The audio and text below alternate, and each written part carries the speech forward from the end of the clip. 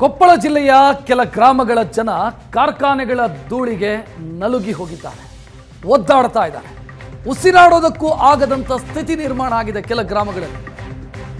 ಕಾರ್ಖಾನೆಯ ಧೂಳಿನಿಂದ ರೈತರು ಕೂಡ ಸಮಸ್ಯೆಯನ್ನು ಅನುಭವಿಸ್ತಾ ಇರೋದು, ಬೆಳೆಗಳು ಹಾಳಾಗ್ತಾ ಇದೆ.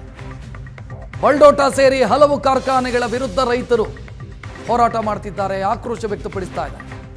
ಫೆಬ್ರವರಿ 24ನೇ ತಾರೀಕು ಕಾರ್ಖಾನೆಗಳ ವಿರುದ್ಧ ಹೋರಾಟ ಆಗಿತ್ತು. ಈಗ ಜಿಲ್ಲಾಡಳಿತ ಎಚ್ಚೆತ್ತುಕೊಂಡಿದೆ. ಹಾಲವರ್ತಿ ಹಿರೇಬಗನಾಳ ಗ್ರಾಮದ ಸುತ್ತ ಅಲ್ಲಿನ ವಾಯು ಮಾಲಿನ್ಯ ತಪಾಸಣೆ ಮಾಡೋದಕ್ಕೆ ಹೊರಟಿದೆ. ವಾಯು ಮಾಲಿನ್ಯ ತಪಾಸಣೆಗೆ ಮಾಲಿನ್ಯ ನಿಯಂತ್ರಣ ಮಂಡಳಿಯಿಂದ ಪ್ರಯತ್ನ ಶುರುವಾಗಿದೆ. ಅಲ್ಲಲ್ಲಿ ಡಿವೈಸ್ಗಳನ್ನು ಅಳವಡಿಸಿದ್ದಾರೆ. ವಾಯು ಮಾಲಿನ್ಯ ತಪಾಸಣಾ ವಾಹನವನ್ನು ಕೂಡ ತರಿಸಿದ್ದಾರೆ ಅಧಿಕಾರಿಗಳು. ಈ ಪ್ರಕ್ರಿಯೆ ಸಾಗ್ತಿದೆ ಸದ್ಯ. ಕೊನೆಗೂ ಕೂಡ ಎಚ್ಚೆತ್ತುಕೊಂಡಂಗೆ ಕಾಣಿಸ್ತಾ ಇದೆ. ಮೇಲ್ನೋಟಕ್ಕೆ ರಿಪೋರ್ಟ್ ಪಡ್ಕೊಳ್ಳೋದಕ್ಕೆ ಮುಂದಾಗಿದೆ ಈಗ ಮಾಲಿನ್ಯ ನಿಯಂತ್ರಣ ಮಂಡಳಿ. ಕೆಲ ಗ್ರಾಮಗಳಲ್ಲಂತೂ ಉಸಿರಾಡೋದಕ್ಕಾಗದಂತ ಸ್ಥಿತಿ ಇದೆ. ಬೇಡ ಅಂತೇಳಿ ಒಳಗೆ ಹೋಗಿ ಲಾಕ್ ಹಾಕೊಂಡ್ರಿ ಅವರು. ಕಲ್ಯಾಣ ಅಂತ ಕರಿಯಪ್ಪ ಅವ್ರನ್ನ. ಕಲ್ಯಾಣ ಅಂತ ಹೇಳದ ನಮ್ಮ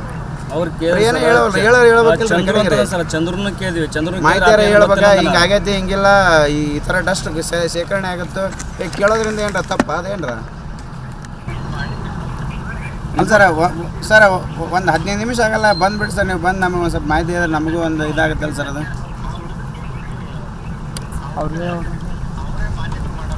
ಅಲ್ಲ ಸರ್, ಮಾನಿಟರ್ ಮಾಡೋದಿಲ್ಲ, ಅದೇನೇ ಹೇಳ್ತಾ ಇಲ್ಲ, ಅದಕ್ಕೆ ನೀವೇ ಬಂದ್ಬಿಡಿ ಸರ್. ಆಫೀಸರ್ ಹಾಕಿರಿ, ಹೆಂಗೆ ನೀವು ಬಂದ್ಬಿಟ್ರಲ್ಲ.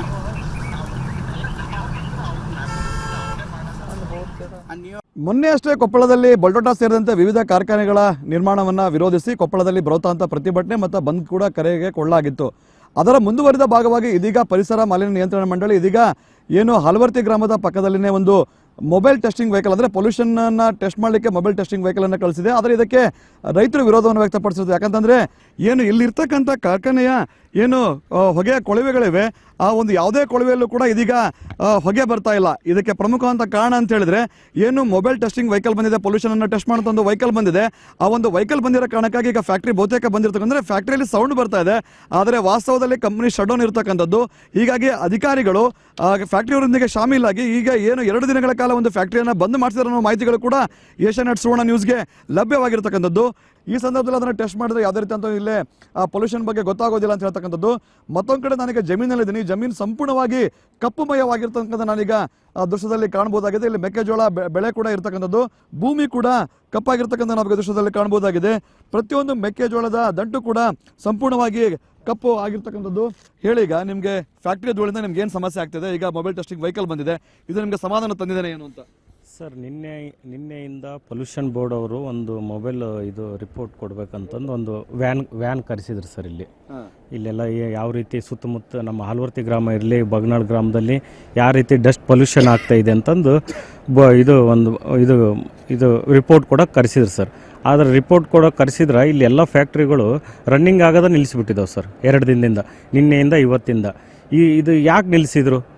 ಏನು ಇದ್ರೊಳಗೆ ಪೊಲ್ಯೂಷನ್ ಬೋರ್ಡ್ದವ್ರೆ ಕೈವಾಡ ಐತೆ ಅಲ್ಲಿ ಸರ್. ಪರಿಸರ ಮಾಲಿನ್ಯ ನಿಯಂತ್ರಣ ಮಂಡಳಿ ಪರಿಸರ ಮಾಲಿನ್ಯ ಆಗಬಾರ್ದಂತಂದು ಅದು ಮಂಡಳಿ ಸರ್ ಇರೋದು. ಆದರೆ ಈ ರೀತಿ ಪೊಲ್ಯೂಷನ್ ಆಗ್ತಾಯಿದ್ರೆ ನಾವು ರೈತರು ಬದುಕೋದು ಹೆಂಗೆ ಸರ್? ಇಲ್ಲಿ ಜೀವನ ಮಾಡೋದು ಹೆಂಗೆ ಸರ್? ನಮ್ಗೆ ಉಸಿರಾಟಕ್ಕೆ ತೊಂದರೆ ಆಗ್ತಿದೆ.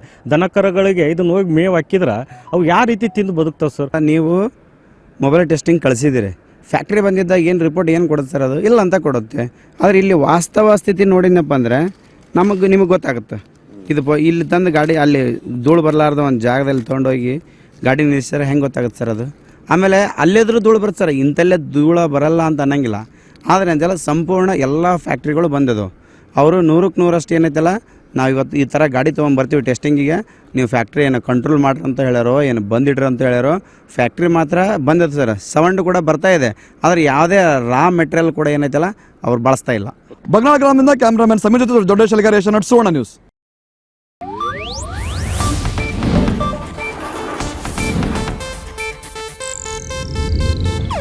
ಇದು ಏಷ್ಯಾನೆಟ್ ನ್ಯೂಸ್ ನೆಟ್ವರ್ಕ್ ಪ್ರಸ್ತುತಿ.